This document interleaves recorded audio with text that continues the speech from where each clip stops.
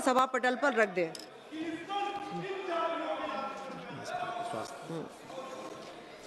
स्वास्थ्य सुरक्षा से राष्ट्रीय सुरक्षा उपकर विधेयक 2025, माननीय वित्त मंत्री जी।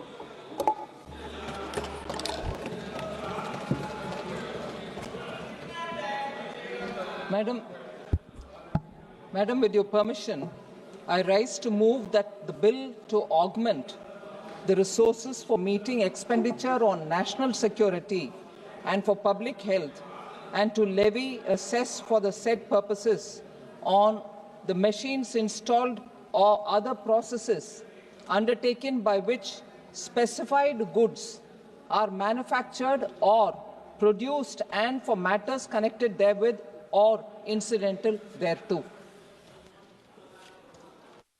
माननीय मंत्री जी बिल पर बोलना चाहते हैं?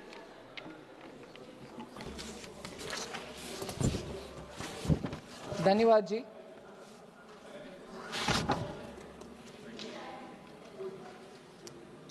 Madam, I've, with your permission, just introduced the Health Security, say National Security Cess Bill 2025. The purpose of this bill, Madam,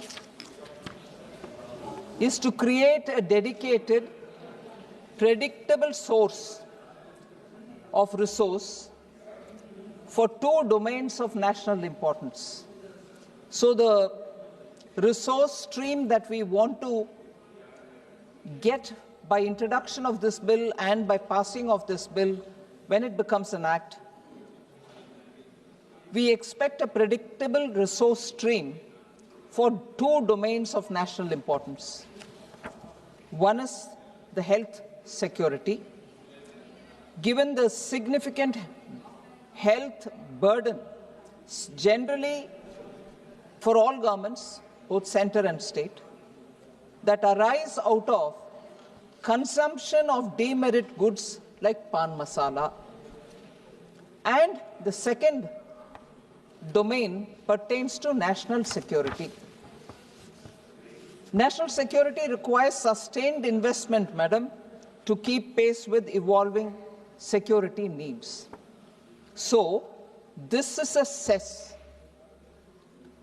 and it is placed not on any essential commodity. That has to be very clear from the beginning. The purpose of this cess is, of course, to levy a cess, but on a demerit good. It is not on essential commodities. And demerit goods which are associated with significant health risks. And therefore, we wish to impose such costs so that it is a deterrent, so people tend not to use it. For a start, sir or madam, it is being imposed on pan masala, whose ill impacts on health of our citizens is very well known and very well documented. So it ensures that critical national priorities are funded without burdening ordinary citizens on essential consumption. मैं सिर्फ इस point को हिंदी में भी कहना चाह रही हूँ कि ये कोई एसेंशियल कमोडिटी के ऊपर सेस नहीं है।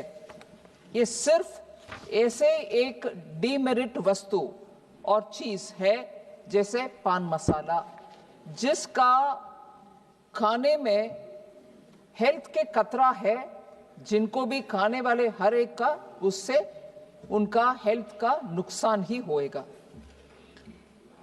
By levying the cess, ये सेस डालने में और उसके कारण उसका पान मसाला का दाम बढ़ाने में एक हम मानते हैं एक डिटरेंट, मतलब एक रुकावट पैदा करने का कोशिश है कि दाम बढ़ाओ, पान मसाला खाने में रुकावट होगा। इस सेस के द्वारा जो रेवेन्यू मिलेगा उसको हम हेल्थ के अवेयरनेस बिल्डिंग या कुछ प्रोग्राम के द्वारा, एक स्कीम के द्वारा स्टेट्स को भी देने के लिए प्रावधान है। सेस मतलब तुरंत सबका मन में ये बात आते हैं कि सेस के द्वारा केंद्र सरकार उससे जो आमदनी मिलता है केंद्र सरकार उसको उपयोग करती है, उनके हाथ में रखते हैं, स्टेट से शेयर नहीं करते। मगर इसमें हम इसीलिए बात बोल रहे हैं कि हेल्थ के विषय में, क्योंकि ये टैक्स सेस के रूप में ये टैक्स पान मसाला जैसे चीज के ऊपर लगाने के लिए प्रावधान है। इससे जो आता है सेस, उसमें एक हिस्सा स्टेट्स को भी स्कीम के द्वारा हम देंगे कि हेल्थ रिलेटेड एक्टिविटीज में उपयोग कीजिए। सेस है, फिर भी स्टेट्स के साथ हम शेयर स्कीम्स के द्वारा करने का प्रावधान रख रहे हैं। सो दोबारा मैं क्लैरिफाई करना चाहती हूं ओपनिंग स्टेटमेंट में ही कि ये सेस है, एक्साइज ड्यूटी के बाद नहीं है। सेस मतलब नॉर्मली स्टेट के सेंटर के हाथ में रहते हैं, मगर इसमें एक भाग स्टेट्स को भी हम दे रहे हैं क्योंकि हेल्थ रिलेटेड एक्टिविटीज अंडरटेक कर सकते हो। मगर ये एक स्पष्टता मैं पहले से देना चाहती हूं क्योंकि पान मसाला जीएसटी के सिस्टम में भी है और उधर डीमेरिट के नाम पर क्योंकि कैटेगराइज किया गया है, इसके ऊपर सबसे ज्यादा जो जीएसटी सिस्टम में आप लगा सकते हो टैक्स 40%, वो इसके ऊपर भी लगाएंगे जीएसटी के सिस्टम में। क्योंकि ये आइटम ऐसा आइटम है, पान मसाला जीएसटी सिस्टम में भी है, इधर हम सेस लगा रहे हैं। क्या हम जीएसटी को वीकन करना चाह रहे हैं, तोड़मोड़ करना चाह रहे हैं, उसमें कुछ बाधा पहुंचाना इससे होगा? नहीं, क्योंकि जो जीएसटी सिस्टम के मुताबिक होगा 40% टैक्स पान मसाला के ऊपर, पान मसाला कंजम्पशन के ऊपर वो बरकरार है, उसमें कोई कुछ बाधा नहीं होगा। मगर ये सेस के द्वारा जो हम लगा रहे हैं, क्योंकि जीएसटी सिस्टम में कंजम्पशन के ऊपर है और आज भी कंजम्पशन के ऊपर जीएसटी सिस्टम में पान मसाला के ऊपर जो टैक्स है 28% प्लस कॉम्पनसेशन सेस, और वो कॉम्पनसेशन सेस खत्म होने वाले हैं, इसीलिए उधर 40% रेट में वो चली जाएगा। मगर इसके बाद भी आज भी पान मसाला बहुत सारे टैक्स में नहीं आते क्योंकि उधर कंजम्पशन के बेसिस में जीएसटी लगाते हैं और कैपेसिटी मशीन का और ज्यादा भी है, कैपेसिटी के ऊपर, उत्पादन के ऊपर टैक्स नहीं है जीएसटी में। इसीलिए टोबैको जीएसटी में भी है और कल एक्साइज ड्यूटी में भी लगाया गया है। उत्पादन के ऊपर टैक्स है एक्साइज, मगर उत्पादन के ऊपर पान मसाले के ऊपर टैक्स नहीं लगा सकते क्योंकि वो एक्साइजेबल नहीं है। सो एक्साइज के द्वारा कल मैं सिगरेट के ऊपर डाला, उसमें पान मसाला को जोड़ना था, मगर वो एक्साइज के कैटेगरी में नहीं आता, इसीलिए कल सिगरेट को ले आए क्योंकि 40% से ऊपर सिगरेट के ऊपर भी टैक्स होना चाहिए क्योंकि वो सस्ते में अवेलेबल होना नहीं चाहिए, इसीलिए एक्साइज ड्यूटी के द्वारा सिगरेट में लगाए। मगर क्योंकि पान मसाला एक्साइज में नहीं आता, नया कानून के द्वारा प्रोडक्शन, उत्पादन के ऊपर टैक्स लगा रहे सेस के नाम पर, और उसको स्टेट्स के साथ भी स्कीम के द्वारा हम शेयर भी कर रहे हैं। ये है इस कानून का एक यूनिक पॉइंट, इसको मैं पहले ही सामने रखना चाहती हूं क्योंकि सदस्यगण को ये परिचय होना चाहिए। और ये टोटली डिफरेंट एस्पेक्ट में लगा रहे हैं, ये बात मैं उल्लेख किया 1 मिनट पहले, दोबारा बोल रही हूं। It is impose not on consumption, consumption के ऊपर जीएसटी के द्वारा लगा रहे, मगर इधर मशीन लिंक्ड और कैपेसिटी बेस्ड पोटेंशियल के ऊपर टैक्स लगा रहे हैं।